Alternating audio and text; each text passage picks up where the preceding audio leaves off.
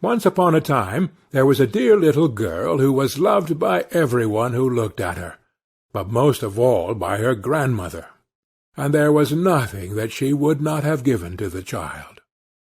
Once she gave her a little cap of red velvet, which suited her so well that she would never wear anything else, so she was always called Little Red Riding Hood. One day her mother said to her, "Come, Little Red Riding Hood, here is a piece of cake and a bottle of wine. Take them to your grandmother. She is ill and weak, and they will do her good. Set out before it gets hot, and when you are going, walk nicely and quietly, and do not run off the path, or you may fall and break the bottle, and then your grandmother will get nothing. And when you go into her room, don't forget to say, 'Good morning,' and don't peep into every corner before you do it." "I will take great care," said Little Red Riding Hood to her mother, and gave her hand on it.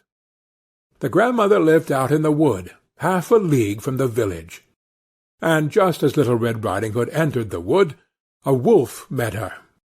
Little Red Riding Hood did not know what a wicked creature he was, and was not at all afraid of him. "Good day, Little Red Riding Hood," said he.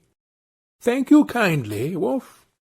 Whither away so early, Little Red Riding Hood?" "To my grandmother's." "What have you got in your apron?" "Cake and wine. Yesterday was baking day, so poor sick grandmother is to have something good to make her stronger." "Where does your grandmother live, Little Red Riding Hood?" "A good quarter of a league farther on in the wood. Her house stands under 3 large oak trees. The nut trees are just below. You surely must know it," replied Little Red Riding Hood. The wolf thought to himself, "What a tender young creature! What a nice plump mouthful! She will be better to eat than the old woman. I must act craftily, so as to catch both." So he walked for a short time by the side of Little Red Riding Hood, and then he said, "See, Little Red Riding Hood, how pretty the flowers are about here. Why do you not look around? I believe, too, that you do not hear how sweetly the little birds are singing. You walk gravely along as if you were going to school, while everything else out here in the world is merry." Little Red Riding Hood raised her eyes, and when she saw the sunbeams dancing here and there through the trees, and pretty flowers growing everywhere, she thought, "Suppose I take grandmother a fresh nosegay. That would please her too. It is so early in the day that I shall still get there in good time." And so she ran from the path into the wood to look for flowers. And whenever she had picked one, she fancied that she saw a still prettier one farther on, and ran after it, and so got deeper and deeper into the wood. Meanwhile the wolf ran straight to the grandmother's house and knocked at the door. "Who is there?" "Little Red Riding Hood," replied the wolf. "She is bringing cake and wine. Open the door." "Lift the latch," cried out the grandmother. "I am too weak, and cannot get up." The wolf lifted the latch, the door sprang open, and without saying a word he went straight to the grandmother's bed and devoured her. Then he put on her clothes, dressed himself in her cap, laid himself in bed, and drew the curtains.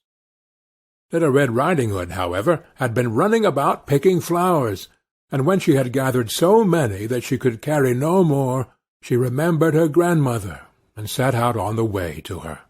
She was surprised to find the cottage door standing open, and when she went into the room she had such a strange feeling that she said to herself, "Oh dear, how uneasy I feel to-day, and at other times I like being with grandmother so much."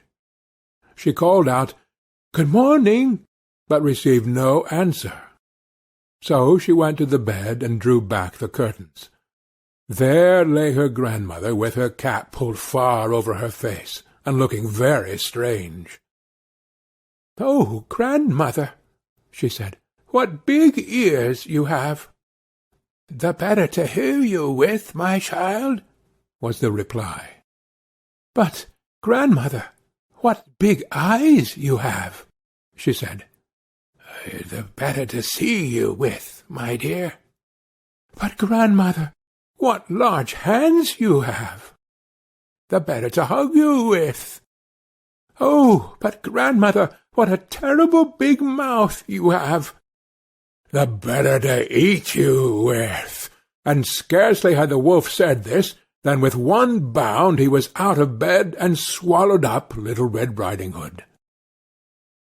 When the wolf had appeased his appetite, he lay down again in the bed, fell asleep, and began to snore very loud.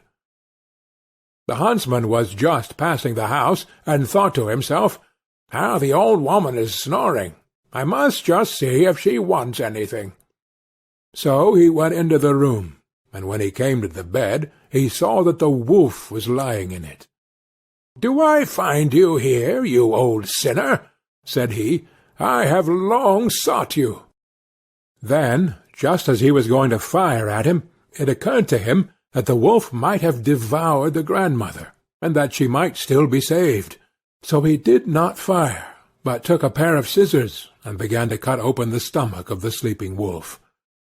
When he had made 2 snips, he saw the Little Red Riding Hood shining, and then he made 2 snips more, and the little girl sprang out, crying, "Ah, how frightened I have been!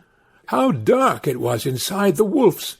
And after that the aged grandmother came out alive also, but scarcely able to breathe. Little Red Riding Hood, however, quickly fetched great stones with which to fill the wolf's belly, and when he awoke he wanted to run away, but the stones were so heavy that he collapsed at once and fell dead. Then all 3 were delighted. The huntsman drew off the wolf's skin and went home with it. The grandmother ate the cake and drank the wine which Little Red Riding Hood had brought, and revived. But Little Red Riding Hood thought to herself, "As long as I live, I will never by myself leave the path to run into the wood when my mother has forbidden me to do so." It was also related that once, when Little Red Riding Hood was again taking cakes to the old grandmother, another wolf spoke to her, and tried to entice her from the path. Little Red Riding Hood, however, was on her guard, and went straight forward on her way, and told her grandmother that she had met the wolf, and that he had said good morning to her, but with such a wicked look in his eyes, that if they had not been on the public road she was certain he would have eaten her up. "Well," said the grandmother, "we will shut the door, that he may not come in." Soon afterwards the wolf knocked, and cried, "Open the door, grandmother. I am Little Red Riding Hood, and am bringing you some cakes." But they did not speak, or open the door. So the greybeard stole twice or thrice around the house, and at last jumped on the roof, intending to wait until Little Riding Hood went home in the evening, and then to steal after her and devour her in the darkness. But the grandmother saw what was in his thoughts. In front of the house was a great stone trough, so she said to the child, "Take the pail, Little Red Riding Hood. I made some sausages yesterday, so carry the water in which I boiled them to the trough." Little Red Riding Hood carried until the great trough was quite full. Then the smell of the sausages reached the wolf, and he sniffed and peeped down, and at last stretched out his neck so far that he could no longer keep his footing, and began to slip, and slipped down from the roof straight into the great trough, and was drowned. But Little Red Riding Hood went joyously home, and no one ever did anything to harm her again. End of Little Red Riding Hood.